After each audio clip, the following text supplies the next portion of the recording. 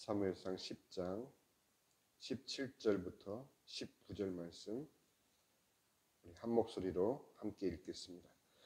사무엘이 백성을 미스바로 불러 여호와 앞에 모으고 이스라엘 자손에게 이르되 이스라엘 하나님 여호와께서 이같이 말씀하시기를 내가 이스라엘을 애굽에서 인도하여 내고 너희를 애굽인의 손과 너희를 압제하는 모든 나라의 손에서 건져내었느니라 하셨거늘 너희는 너희를 모든 재난과 고통 중에서 친히 구원하여 내신 너희의 하나님을 오늘 버리고 이르기를 우리 위에 왕을 세우라 하는도다. 그런즉 이제 너희의 지파대로 1000명씩 여호와 앞에 나아오라 하고. 아멘. 길고 복잡한 구약 성경이 말하고자 하는 이스라엘 역사 전체의 과정은 저에게는 이 하나로 정리되어 있습니다.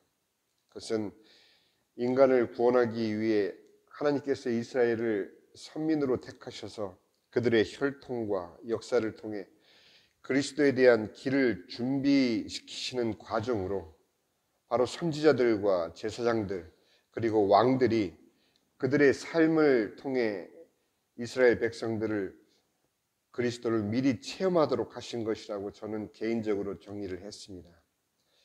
모세를 세워 하나님의 일을 대신 실행하게 하시고 하나님의 뜻을 거스리는 백성들을 향해 하나님의 마음을 토설케 하는 선지자를 통해 그들의 불신앙 속에서도 하나님의 구원의 의지로 성자 예수님의 메시아 사역을 준비하게 하셨던 것으로 저는 믿습니다. 제사장을 세우셔서 우리의 죄 하나하나를 각을 뜨고 피를 뿌리는 과정을 통해 낱낱이 들춰내어 속죄하게 함으로 예수께서 십자가 위에서 단 한 번의 죽으심으로 도말하실 우리의 모든 죄사함을 그들로 미리 준비토록 하셨던 것입니다. 또한 하나님의 마음에 합한 자를 통하여 세우실 왕을 기다리지 못하고 400년 사사 시대를 통해 부러워했던 이민족들의 왕들과 같은 사람의 왕을 세워달라고 떼를 쓰는 이스라엘 백성들을 오늘 우리 본문에서 만날 수 있습니다.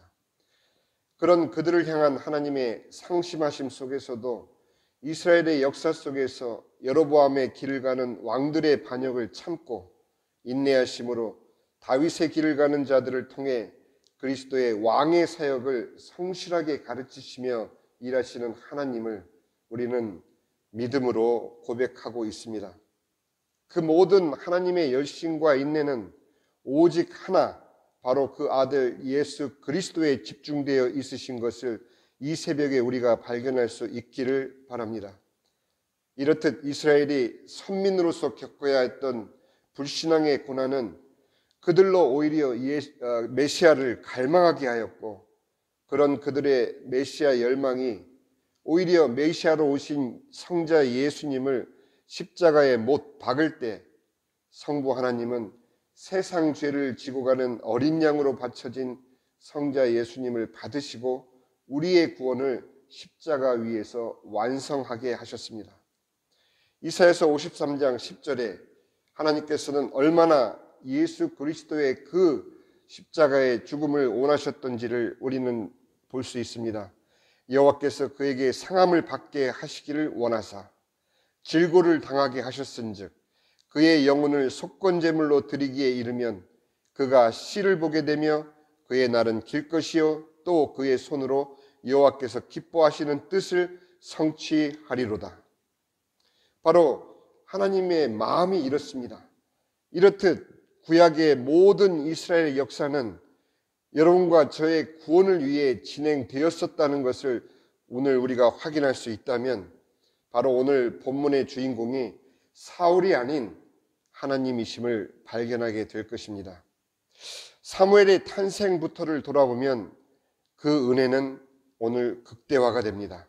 그 은혜는 한나처럼 도저히 입 열어 표현조차 할 수 없어서 가슴으로 울부짖는 감당하기 어려운 개인의 문제들을 통해서도 지금도 허락되는 하나님의 한량없는 은혜라는 것을 이 새벽 제단을 통해서 우리는 체험하고 있습니다.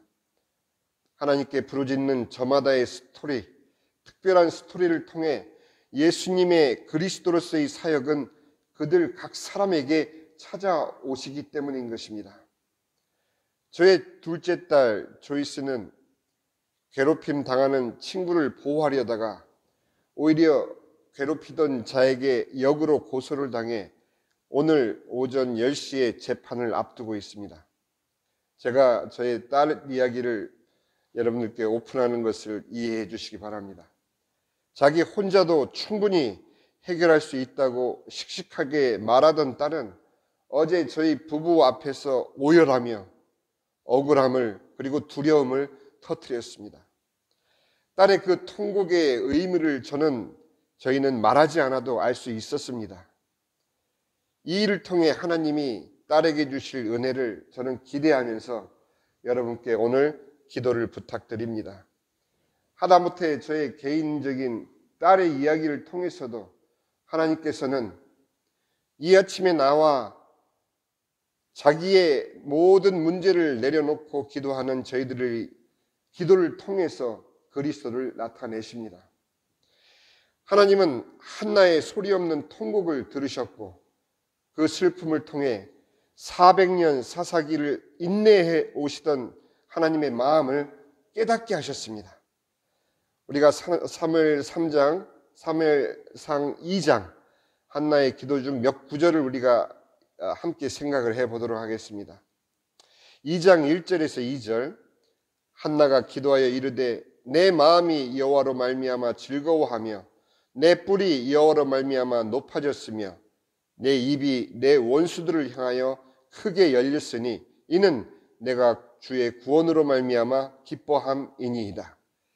여호와같이 거룩하신 이가 없으시니 이는 주밖에 다른 이가 없고 우리 하나님 같은 반석도 없으심이니이다.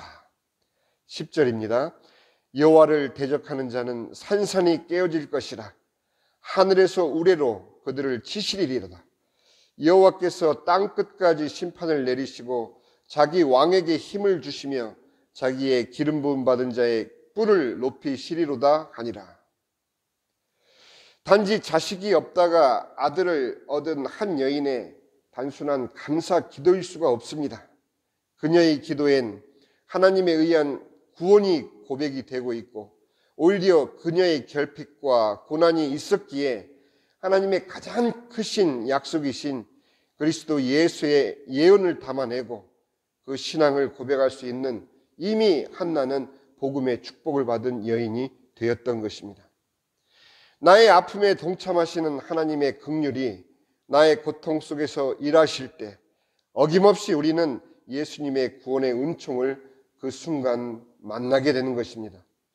메시아를 기다리며 기도하던 시므온과 안나는 직접 그들의 눈으로 예수 그리스도의 강림을 주의 구원을 보았습니다. 아픔의 경중과 상관없이 우리가 하나님을 찾으면 하나님은 반드시 거기 계십니다. 이것이 하나님의 약속이십니다. 너희가 내게 부르짖으며 내게 와서 기도하면 내가 너희들의 기도를 들을 것이요 너희가 온 마음으로 나를 구하면 나를 찾을 것이요 나를 만나리라. 이것은 여호와의 말씀이니라. 그러나 오늘 우리가 본문은 너무도 극명한 반대의 모습을 우리에게 보여주고 있는 것을 우리는 발견합니다. 백성들의 요구대로 사울을 세우시려 분주하시던 하나님이 순간 사무엘을 통해 본심을 말씀하고 계시기 때문이십니다. 사무엘상 10장 19절 상반절입니다. 너희는 너희를 모든 재난과 고통 중에서 친히 구원하여 내신 너희의 하나님을 오늘 버리고 이르기를 우리 위에 왕을 세우라 하는도다. 하나님의 본심이 하나님 스스로도 모르게 고백되어진 것은 아닌지요. 어떻게 너희는 너희를 모든 재난과 고통 중에서 친히 구원하여 내신 너희의 하나님을 오늘 버리고 버림받는 자리에서 주님은 그 마음을 미리 사무엘상 시작에 한나의 마음에 먼저 깨닫게 하여 주신 것입니다. 한 여인은 자식 없는 서름이라는 지극히 개인적인 아픔 속에서 절규하다가 자신이 그토록 원하던 아들조차 하나님께 돌려드리는 소원을 통해 메시아 강림의 약속이라는 하나님의 가장 크신 일을 노래하는 큰 영광을 입었듯이 우리가 이 아침 이 새벽에 나와서 주님 앞에 기도하는 이 자리는 단순한 우리의 아픔을 토로하는 자리가 아니요, 이 시간을 통해서 바로 하나님의 영광을 우리가 그 기도 가운데 맞이하는 순간인 것입니다. 이스라엘 백성은 하나님을 버리고 사람의 왕을 세워달라고 오늘 요구합니다. 이제 하나님이 허락하셨으나 결국은 그들이 사울을 왕으로 세우는 것입니다. 불량배조차도 그가 왕일 수 없음을 알아보는데도 이스라엘 백성은 이미 그들의 욕망에 눈이 가리워서 사울을 왕으로 세워주고 있는 것입니다.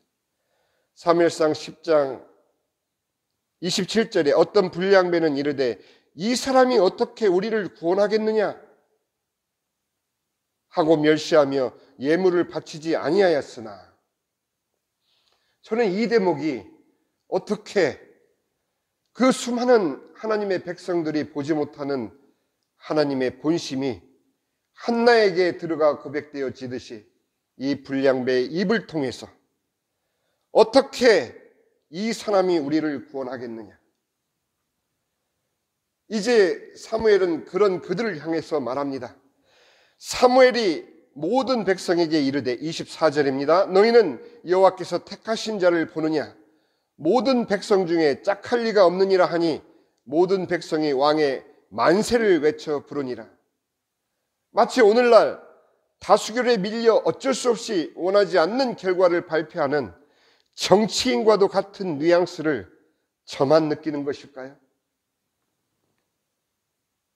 이제 그들의 또 다른 고난의 챕터가 시작이 되고, 그러나 그 속에서도 다윗을 통한 하나님의 섭리는 성실함으로 진행될 것입니다. 이제 우리가 함께 기도하겠습니다. 기도할 때 우리는 생각을 해야 합니다. 이 자리가 어떤 자리인지. 가톨릭 신자분을 저는 전도 중에 만났습니다. 그분은 이미 예수님을 믿고 계셨습니다. 그러나 도와드리고 싶었습니다. 가톨릭이 말하는 복음이 무엇을 말하는지 저는 알고 있었기 때문입니다. 왜냐하면 저 또한 어릴 때 가톨릭에서 개종한 기독교인이었기 때문입니다. 인간 구원의 길이 오직 한 길, 예수 그리스도 뿐이심을 고백함에 있어 결코 예외가 없음을 그분에게 설명을 했지만, 짧은 시간 그 많은 말씀을 드릴 수가 없어 헤어지면서 저는 우리 기도회의 유튜브 계정을 알려드렸습니다. 우리가 모이지 않는 이 기도의 자리라고 생각하셔서는 안 됩니다. 이미 여기에서 선포되는 하나님의 말씀은 유튜브를 타고 한국과 중국, LA, 뉴욕, 그리고 뉴저지, 뉴올린즈, 이미 거기에 있는 성도들에게 전달되고 있다는 것을 우리는 잊지 말아야 됩니다. 이 자리는 어떤 자리냐? 하나님의 말씀을 통해서 우리는 하나님의 구원을 확인하고 하나님의 은혜를 확인하고 우리의 개인적인 아픔을 통해서 주님께서는 왕이요 제사장이요 선지자로서의 그리스도의 그 마음을 우리로 확인케 하는 복된 자리인 것입니다.